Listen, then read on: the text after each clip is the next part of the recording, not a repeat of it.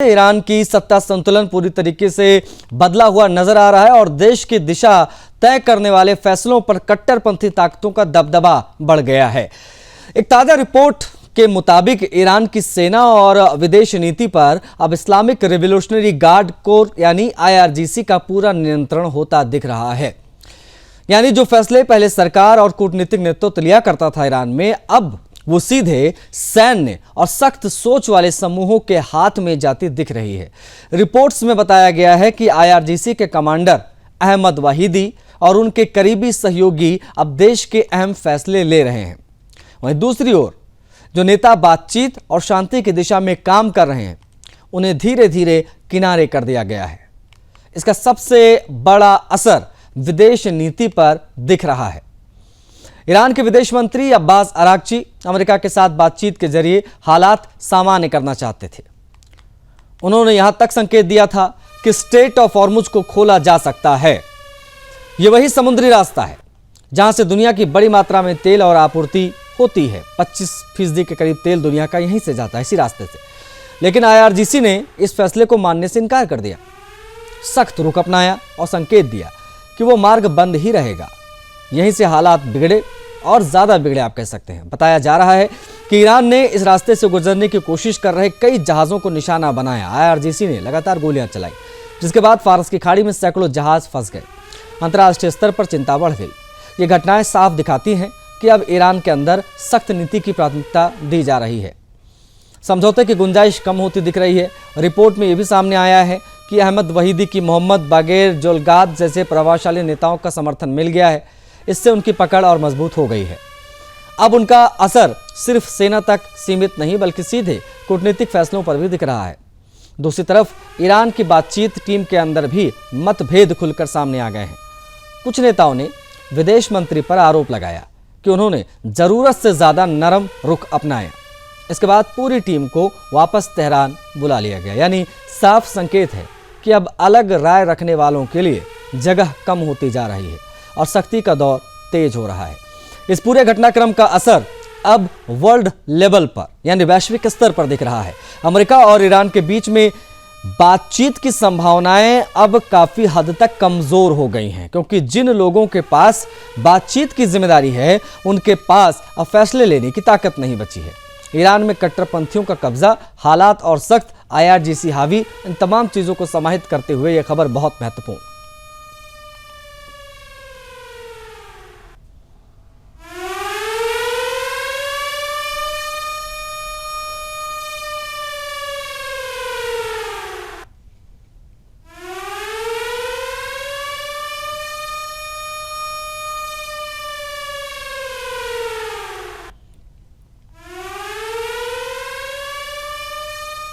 पाकिस्तान की बात करेंगे। पाकिस्तान इन दिनों बड़े बड़े सपने देख रहा था। सपने अंतर्राष्ट्रीय पहचान के देख रहा था। सपने खुद को शांति का दूत बताने के, साबित करने के देख रहा था। और सपने दुनिया के सामने अपनी छवि बदलने के देख रहा था। लेकिन अब यही सपने एक एक करके उसके टूटते जा रहे हैं। दरअसल पाकिस्तान ने हाल ही में एक बड़ा दांव खेला था। अमेरिकी राष्ट्रपति ट्रंप को खुश करने का यह दांव था। भारत पाकिस्तान तनाव कम कराने के नाम पर पाकिस्तान ने ट्रंप को साल 2025 के नोबेल शांति पुरस्कार के लिए नामांकित किया था, नॉमिनेट किया था, ताकि खुद को दुनिया के सामने एक पीस मेकर के रूप में वो पेश कर सकें। इतना ही नहीं, अमेरिका और ईरान के बीच में बढ़ते तनाव के बीच पाकिस्तान खुद को एक बड़े मध्यस्थ के रूप में दिखाने में जुट गया। पाकिस्तानी सरकार, सेना और वहां का मीडिया सब मिलकर एक ही कहानी गढ़ रहे थे। पाकिस्तान अब दुनिया में शांति का केंद्र बन चुका है। ट्रंप की तरफ से आई तारीफों ने इस सोच को और हवा दी। ट्रंप ने प्रधानमंत्री शहबाज शरीफ को शानदार नेता बताया। वो तमाम जो वीडियोस थे वो आपने देखे। फील्ड मार्शल को जिस प्रकार से डिनर पर बुलाया गया, ये तमाम चीज़ें उस समय चलती रहीं। मीडिया पे खबरें आने लगी थी कि ट्रंप आएंगे, पाकिस्तान की छवि बदलेगी, अभी दूसरे राउंड की बातचीत के लिए नोबेल पुरस्कार भी मिलेगा और दुनिया में पहचान भी बढ़ेगी। लेकिन अभी तक बड़ा झटका लगा। ईरान ने साफ शब्दों में कह दिया कि हम इस्लामाबाद जाएंगे ही नहीं शांति वार्ता के लिए। ईरान के विदेश मंत्रालय ने कहा कि इस तरीके की खबरें पूरी तरीके से गलत हैं और उनका डेलीगेशन पाकिस्तान नहीं जा रहा है। कारण भी साफ बताया गया। ईरान ने कहा कि अमेरिका अपनी शर्तों पर अड़ा हुआ है और बार बार अपना रुख बदल रहा है, तो वहां जाने का कोई मतलब बनता नहीं है। इतना ही नहीं, ईरान ने अमेरिका पर युद्ध विराम के उल्लंघन का भी आरोप लगाया। कहा कि लोग लेबनान में लगातार टारगेट कर रहे हैं, जो कि ये सीज फायर का उल्लंघन है। ये साफ भी इसके साथ ही हो गया कि अंतर्राष्ट्रीय मंच पर पहचान बनाना आसान नहीं होगा पाकिस्तान के लिए, क्योंकि वहां ईरान जाना ही नहीं चाहता, खासतौर पर तब जब हकीकत और दावे एक दूसरे से मेल नहीं खाते हैं। ट्रंप पर दांव लगाया था, पाकिस्तान के सपने टूट गए।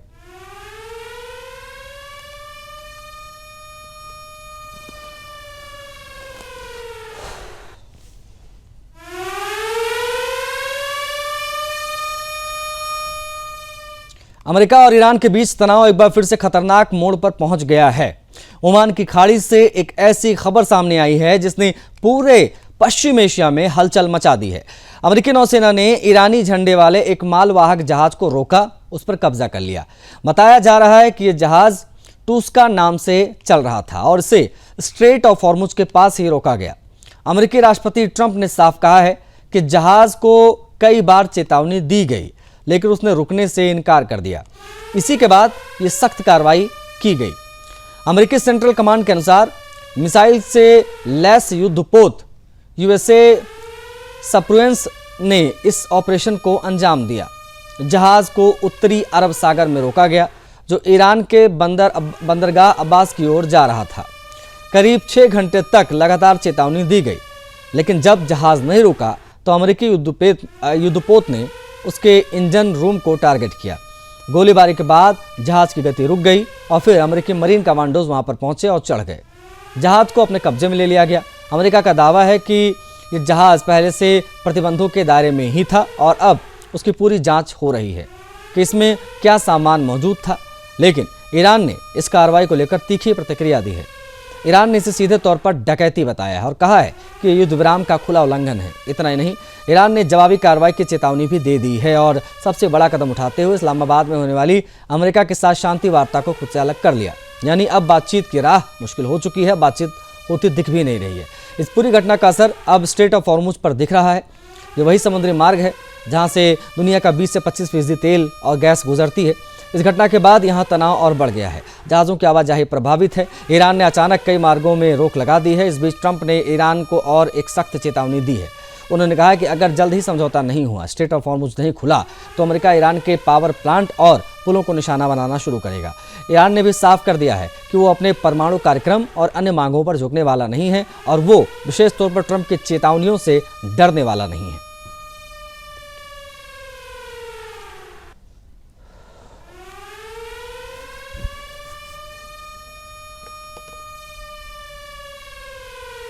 पाकिस्तान इन दिनों दोहरी तस्वीर पेश कर रहा है। एक तरफ वो खुद को दुनिया के सामने शांति का बहुत बड़ा केंद्र बता रहा है, दिखाने में लगा है, तो दूसरी तरफ देश के अंदर हालात ऐसे हैं कि आम लोग बुनियादी ज़रूरतों के हिसाब से भी संघर्ष कर रहे हैं। ताज़ा हालात ये हैं कि पाकिस्तान में बिजली संकट गहरा रहा है। सरकार ने बड़े दावे किए थे कि बिजली कटौती 2 से 3 घंटे से ज़्यादा नहीं होगी, लेकिन ज़मीनी हकीकत बिल्कुल अलग है। पिछले हफ्ते देश के कई हिस्सों में लोगों को घंटों बिजली के लिए परेशान रहना पड़ा। कहीं 4 घंटे तो कहीं 5 घंटे और कई इलाकों में तो 10-10 घंटे तक अंधेरा छाया रहा। आंकड़े बताते हैं कि पीक समय में पाकिस्तान को करीब 4,500 मेगावाट बिजली की कमी का सामना करना पड़ रहा है। यानी मांग ज़्यादा, आपूर्ति कम, सीधा असर आम जनता भुगत रही है। इस संकट की एक बड़ी वजह है गैस की कमी। खाड़ी देशों में तरलीकृत प्राकृतिक गैस की आपूर्ति कम हो गई है, जबकि पाकिस्तान को अपने गैस आधारित बिजली संयंत्र चलाने के लिए कम से कम 4 गैस टैंकर्स की आवश्यकता है। लेकिन सवाल यही है कि क्या सिर्फ गैस की कमी ही जिम्मेदार है? जवाब है नहीं।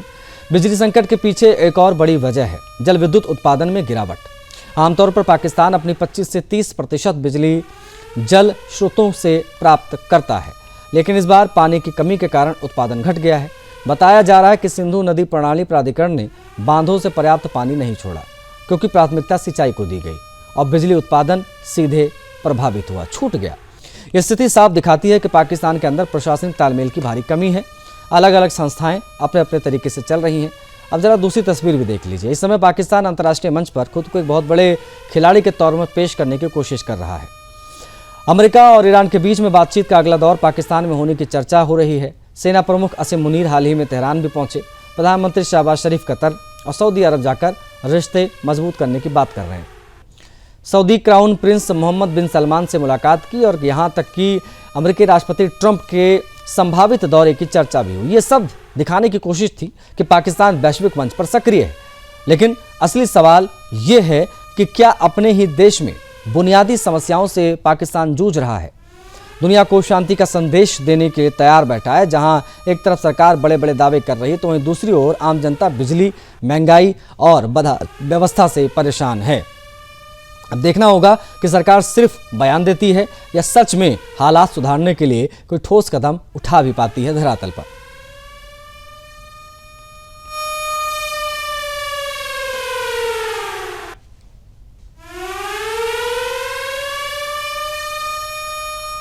जापान में जोरदार भूकंप के झटकों ने पूरे देश को हिलाकर रख दिया और अब सुनामी का खतरा तेजी से बढ़ गया। सोमवार को उत्तरी जापान में 7.4 तीव्रता का भूकंप आया। इसके बाद कई इलाकों में अफरा तफरी मच गई। लोग अपने घरों से बाहर निकल आए और सुरक्षित जगहों की तलाश में भागते दिखे। भूकंप के झटके काफी तेज थे। इसका असर खास तौर पर तटीय क्षेत्रों में ज्यादा दिखाई दिया। भूकंप के तुरंत बाद प्रशासन ने अलर्ट जारी किया, सुनामी की चेतावनी दी गई। इवाते प्रीफेक्चर और होक्काइडो के तटीय इलाकों में 3 मीटर तक ऊंची लहरें दिखाई दी, जो तट पर पहुंचकर बहुत बड़ा नुकसान कर सकती थी। सरकार ने साफ शब्दों में लोगों से अपील की है कि वे तुरंत ऊंचे स्थानों पर जाएं और किसी भी हालत में समंदर के किनारे बिल्कुल भी ना जाएं। अधिकारियों ने यह भी चेतावनी दी है कि सुनामी की लहरें सिर्फ एक बार नहीं आती, वो कई बार आ सकती हैं, यानी खतरा लगातार बना हुआ है और लोगों को तब तक सुरक्षित स्थान पर रहना होगा जब तक सभी चेतावनियां पूरी तरीके से खत्म नहीं हो जाती। इसके साथ ही ये भी कहा गया है कि लहरें तय समय से पहले या बाद में आ सकती हैं और इनकी ऊंचाई अनुमान से भी बहुत ज़्यादा ऊंची हो सकती है। इस वजह से प्रशासन ने पूरी सतर्कता बरतने के लिए कहा है। प्रभावित इलाकों में बचाव और आपातकालीन सेवाएं पूरी तरीके से अलर्ट पर हैं। टीमें हालात पर नजर बनाए हुए हैं और किसी भी संभावित नुकसान का आकलन किया जा रहा है। आपको बता दें कि जापान दुनिया के सबसे ज्यादा भूकंप प्रभावित देशों में से एक है। ये क्षेत्र प्रशांत अग्निवलय में आता है, जहां 4 बड़ी टेक्नो प्लेट्स आपस में टकराती हैं। यही कारण है कि यहाँ हर साल करीब 1,500 बार भूकंप आता है, जो दुनिया के कुल भूकंपों का लगभग 18% है।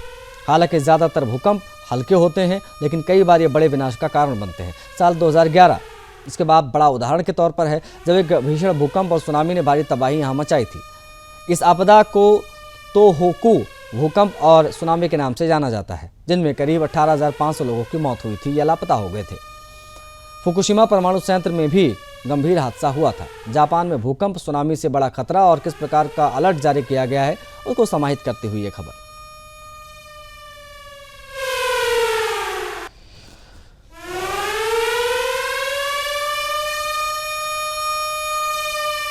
उत्तर कोरिया एक बार फिर से दुनिया के लिए चिंता का कारण बन गया है, जहां तानाशाह किम जोंग उन ने एक खतरनाक मिसाइल परीक्षण को अंजाम दिया है। और इस बार मामला और गंभीर इसलिए है क्योंकि इसमें क्लस्टर बमों की ताकत का परीक्षण किया गया है। रिपोर्ट्स के मुताबिक उत्तर कोरिया ने हाल ही में कई अल्प दूरी की बैलिस्टिक मिसाइलों का परीक्षण किया। ये मिसाइलें सुबह करीब 6:10 पर सिन्फू क्षेत्र में दागी गईं और पूर्वी सागर की ओर बढ़ीं। ये परीक्षण होंसोंग 11 रॉ सामरिक बैलिस्टिक मिसाइलों का था, जिसका मकसद इसके वॉरहेड की क्षमता को जांचना था। खास बात यह है कि इस मिसाइल में क्लस्टर बम और विखंडन माइन जैसे खतरनाक हथियार लगाए गए थे, जो एक साथ बड़े इलाकों में तबाही मचा सकते थे। बताया गया है कि करीब 136 किलोमीटर दूर एक लक्ष्य क्षेत्र पर 5 मिसाइलों ने हमला किया और करीब 13 हेक्टेयर इलाकों को निशाना बनाया गया। ये क्षेत्र अत्याधुनिक घनत्व वाला बताया गया, जिससे ये साबित करने की कोशिश की गई कि मिसाइल बड़े पैमाने पर नुकसान पहुंचाने में सक्षम है। इस पूरे परीक्षण की निगरानी खुद किम जोंग उन ने की और उन्होंने इसे बेहद सफल बताया। जारी तस्वीरों में किम की बेटी जू ए भी नजर आई। उन्होंने भविष्य का उत्तराधिकारी उनको बताया जा रहा है, यानी ये सिर्फ सैन्य ताकत का प्रदर्शन नहीं, बल्कि सत्ता की अगली तैयारी का भी संकेत। किम ने साफ कहा कि इस तरीके के हथियार उनकी सेना की युद्ध क्षमता को और मजबूत करेंगे। भविष्य में और आधुनिक तकनीक पर फोकस हमारा रहेगा और इसे संयुक्त राष्ट्र सुरक्षा परिषद के नियमों का उल्लंघन भी बताया गया है। संयुक्त राष्ट्र ने भी इस तरीके के परीक्षणों पर चिंता जताई है। उत्तर कोरिया ने उकसावे वाली गतिविधियों रोकने की अपील की है और इस मिसाइल की रेंज करीब 136 किलोमीटर है, जो दक्षिण कोरिया की राजधानी सियोल और आसपास के इलाकों तक पहुंच सकती है। इतना ही नहीं, ये अमेरिकी सैन्य ठिकाने जैसे प्योंगटेक और ओसान एयरबेस को भी निशाना बना सकती है। यानी खतरा अब सिर्फ एक देश तक सीमित नहीं है, पूरे क्षेत्र की सुरक्षा पर यह असर डाल सकता है। क्लस्टर बम की बात करें तो ये एक ऐसा हथियार है जो हवा में फटकर सैकड़ों छोटे बम में तब्दील हो जाता है और ये बेहद खतरनाक माना जाता है। किम का खतरनाक परीक्षण, क्लस्टर बमों की ताकत, उत्तर कोरिया के मिसाइल से किस प्रकार से वैश्विक तनाव बढ़ा है, संयुक्त राष्ट्र ने क्या चेतावनी नॉर्थ कोरिया को दी है, उन तमाम चीज़ों को समाहित करती हुई खबर।